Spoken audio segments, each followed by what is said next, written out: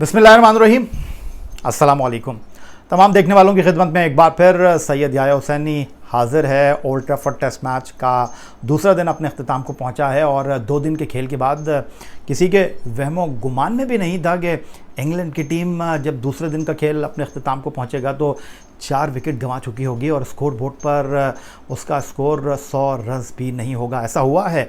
और अगर ये कहा जाए कि ओल्ड ट्रैफर्ड टेस्ट मैच का दूसरा दिन पाकिस्तान टीम का अपर हैंड रहा, पाकिस्तान टीम ने डोमिनेट किया, तो शायद ये कहना गलत नहीं होगा। मैच का पहला दिन जहां अजहर अली टॉस जीते, जिन्होंने पहले बल्लेबाजी का फैसला किया, ओवरकास्ट कंडीशन थी, लोग कह रहे थे कि एक मुश्किल फ़ैसला अजहर अली ने किया है, लेकिन उस फैसले का भरम रखा बाबर आजम ने 100 गेंदों पर पहले दिन 69 रन बनाकर। फिर शान मसूद बहुत ज़्यादा लकी रहे, माँ बाप की दुआएं उनके साथ थीं, 1 2 नहीं 3 मौके उनको मिले और फिर भी वो निफ सेंचुरी पहले दिन बना नहीं पाए थे। लेकिन दूसरे दिन टेस्ट क्रिकेट में मुसलसल तीसरी इनिंग खेलते हुए वो सेंचुरी बनाने में कामयाब हुए और पाकिस्तान टीम को पहली इनिंग में 326 रन तक ले गए। सोचा नहीं था किसी ने कि पाकिस्तान टीम 300 का हिस्सा इंग्लैंड के ख़िलाफ़ 3 टेस्ट मैचों की सीरीज़ के पहले टेस्ट मैच में खेलते ही अबूर करेगी, लेकिन ये सब कुछ हुआ है।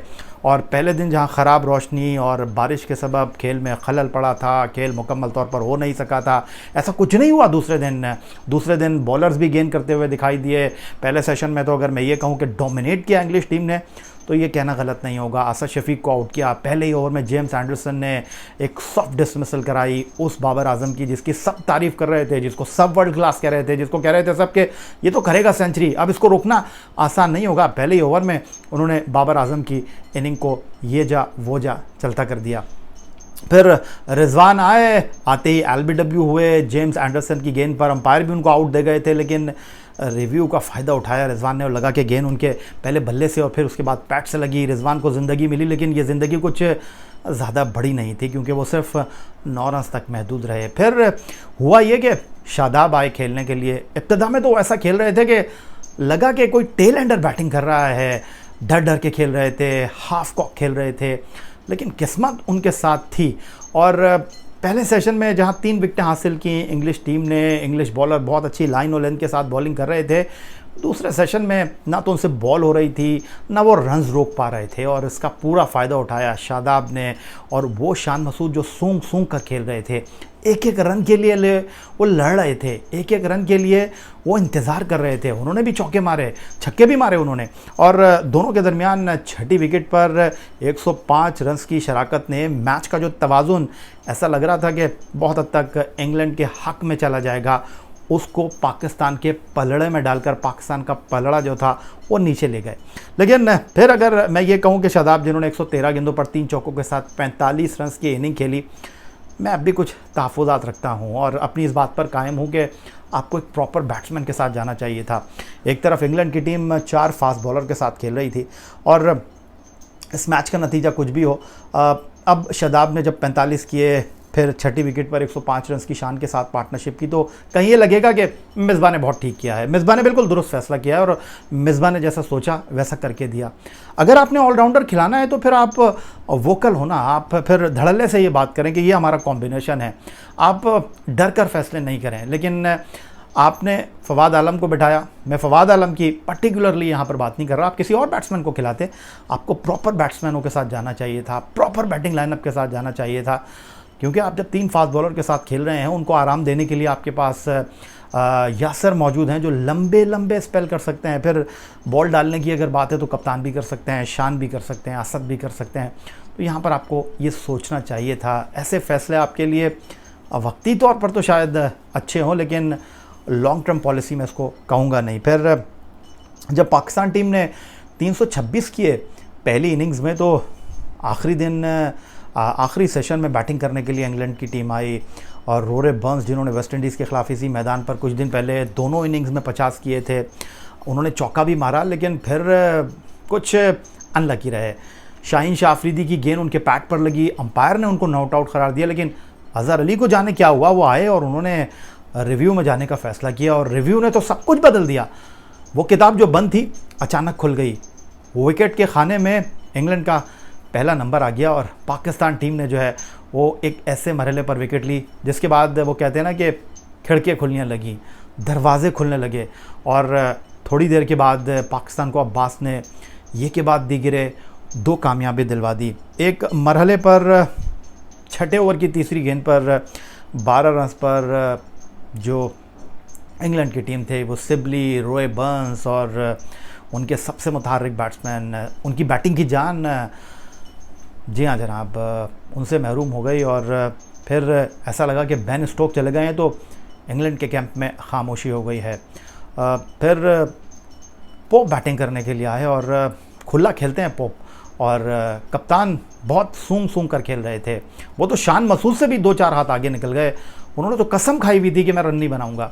और लेकिन एक बात तय थी कि जो रूट जिन्होंने इसी मैदान पर 2016 में पाकिस्तान के खिलाफ करियर बेस्ट 254 रन्स की इनिंग खेली थी, एक मरहले पर लगा कि अब रूट को आसान नहीं होगा आउट करना। फिर शेन वॉर्न जो कमेंट्री बॉक्स में बैठे हुए थे वो कह रहे थे कि यासिर शाह बहुत अच्छे बॉलर हैं लेकिन उनको प्लान करके आना होगा, उनको मनसूबाबंदी के साथ बॉल डालना होगा। वो अगर ये सोचकर हर बॉल डालेंगे कि मैंने विकेट लेनी है तो फिर बात बनेगी नहीं। और ये नज़र आया। उनके लिए रूट तो बिल्कुल भी ख़तरा मोल लेने के लिए तैयार नहीं थे, लेकिन ओले पॉप जो थे वो जहाँ शॉर्ट बॉल मिलती, जहाँ आगे बॉल मिलता उसको रन के लिए खेल जाते और आहिस्ता आहिस्ता स्कोर बोर्ड पर हिंसे तब्दील हो रहे थे। फिर ऐसे मरहले पर रूट से गलती हो गई कि उन्होंने इंग्लिश बैटिंग लाइनअप की वो जुड़ती हुई संभलती हुई बैटिंग लाइनअप की दीवारें हिला दी। बैकफुट पे जाके उन्होंने कट करने की कोशिश की और वो मिलाप और संगम का शिकार हो गए रिजवान और यासिर शाह के। और 58 गेंदों पर 14 रन्स उन्होंने बनाए थे, बड़े इंपॉर्टेंट रन्स थे, वो सारे बेकार हो गए। फिर बल्लेबाजी करने के लिए जोस बटलर ने मैदान में कदम रखा और लगा कि अब हिलने नहीं देगी पाकिस्तान की बॉलिंग लाइनअप। इंग्लैंड के बल्लेबाजों को जकड़ लिया है, पकड़ लिया है, अब यहाँ काम ख़त्म है। लेकिन मुझे ये जोड़ी बड़ी ख़तरनाक लग रही है। ये 2 ऐसे बैट्समैन हैं जो विकेट पे रहे तो रन्स भी बनाएंगे और दबाव को भी कम करेंगे। जोस बटलर इंग्लैंड की तरफ से वेस्ट इंडीज़ के ख़िलाफ़ कुछ इतने अच्छे नज़र नहीं आए हमें, लेकिन उनके ऊपर कर्ज है क्योंकि इस पहली इनिंग में उन्होंने शान मसूद को 2 मौके दिए, कैच गिराया और एक सीधा स्टंप छोड़ दिया उन्होंने बेस की गेंद पर। तो अब उनको इस गलती का खमियाजा अदा करना है। आज जब दूसरे दिन का खेल अपने अख्तिताम को पहुंचा तो बटलर 15 पे और पोप जो थे वो 46 रन्स पर बैटिंग कर रहे थे और 92 रन्स फॉर 4 इंग्लैंड का स्कोर था। सीधा मतलब ये है कि अब भी इंग्लैंड को पाकिस्तान की पहली इनिंग 326 को बराबर करने के लिए 234 रन्स की ज़रूरत है। इतना आसान होगा नहीं है, लेकिन मुझे लगता है कि ये इतना मुश्किल भी नहीं होगा क्योंकि जब तीसरे दिन ओल्ड ट्रैफर्ड के मैदान पर चमकती हुई धूप में पाकिस्तान के बॉलर गेंद करने के लिए आएंगे तो अगर अज़हर अली ने यहाँ पर स्टेट यासिर शाह से बॉल नहीं डलवाया और दोनों एंड से फास्ट बॉलर को लगाया तो इतना मुश्किल होगा नहीं है इंग्लैंड के इन 2 बैट्समैनों के लिए। क्योंकि वसीम अकरम कमेंट्री बॉक्स में इस बात से इत्तेफाक नहीं कर रहे थे कि जोस बटलर को राउंड द विकेट गेंद करने के लिए शाहीन शाह अफरीदी आ गए। वसीम अकरम ने कहा कि ऐसा करना नहीं चाहिए, यहाँ पर उनको अपनी बेसिक्स पे रहना चाहिए और अगर वो राउंड द विकेट बॉल डालते हैं तो बहुत खुला खेलने का मौका देंगे। और चौका भी मारा ऐसे मरहले पर जोस बटलर ने।